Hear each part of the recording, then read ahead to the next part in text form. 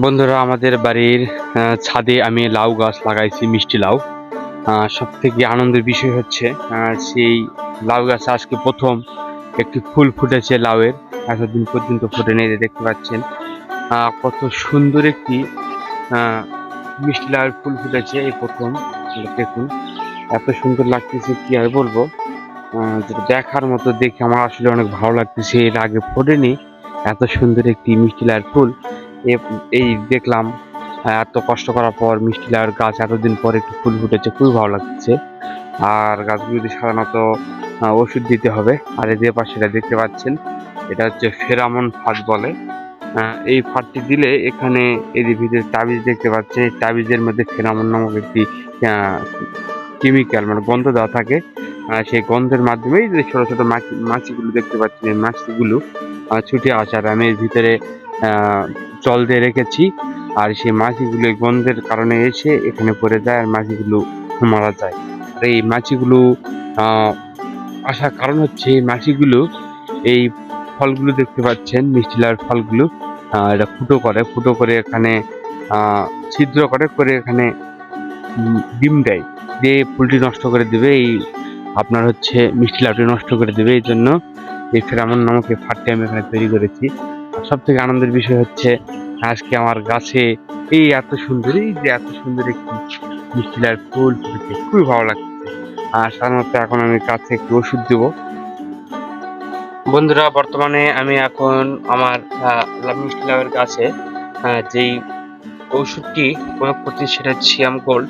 এটা সাধারণত সব ধরনের ফসলে দেওয়া যায়। আম, তারপরে বেগুন, টমেটো, ধান, মূলা, বাঁধাকপি, পাতাকপি, পটল, ভুট্টা, এভরিথিং, যে সকল মিষ্টি লাউ দেখতে পাচ্ছেন, এভরিথিং যে সকল গাছ আছে সেই সকল গাছে দেওয়া যায়। কারণ এটা হচ্ছে গাছের ভিটামিন।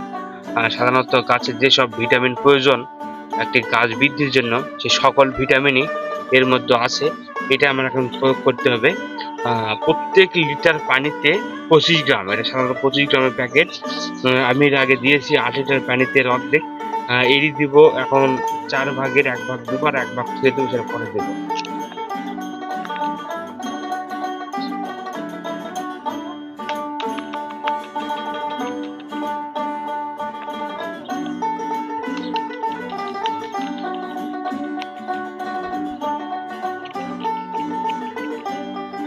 ভালো করে ওষুধটি গুলে নিতে হবে।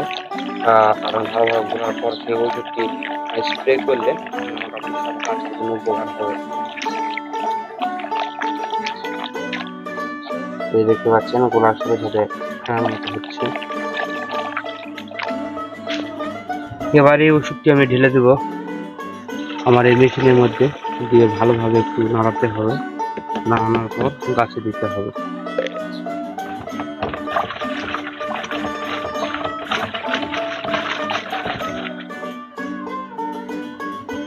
বন্ধুরা, দেখতে পাচ্ছেন এই যে গাছে ওষুধ দিচ্ছি, যে ওষুধটি দিলে সাধারণত গাছের যে সকল সমস্যাগুলি আছে ভালো হয়ে যাবে। গাছে ওষুধ দেওয়ার নিয়ম বিকালের দিকে, কিন্তু আমি বিকালের দিকে সময় পাবো না, এই জন্য আমি সকালের দিকে ওষুধটি দিচ্ছি। কারণ যদি ওষুধ বিকালে দিতে না পারি, তাহলে তো অবশ্যই সকালে দিতে হবে। আর আরেকটি বিষয় হচ্ছে যে, আমি যেদিনই গাছে ওষুধ দিচ্ছি সেদিনই বৃষ্টি হচ্ছে। এটা একটা দুঃখজনক বিষয়, খুব দুঃখজনক বিষয়।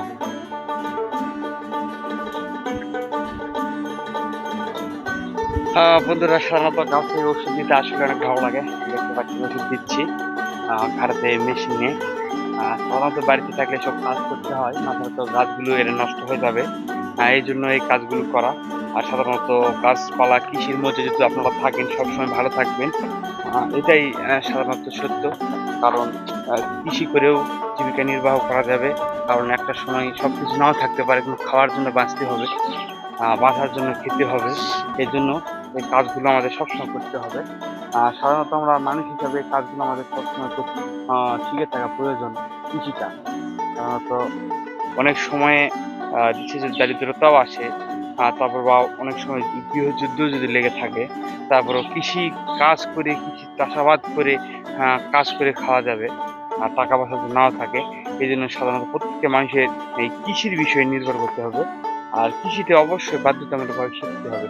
আর যেটাই চাষ করেন, ছোট মোটো চাষ করার মাধ্যমে আপনি শিখতে পারেন। এই যে পাশে কয়েকটি গাছ লাগাইছি, সেই গাছগুলোতেও ওষুধ দিচ্ছি।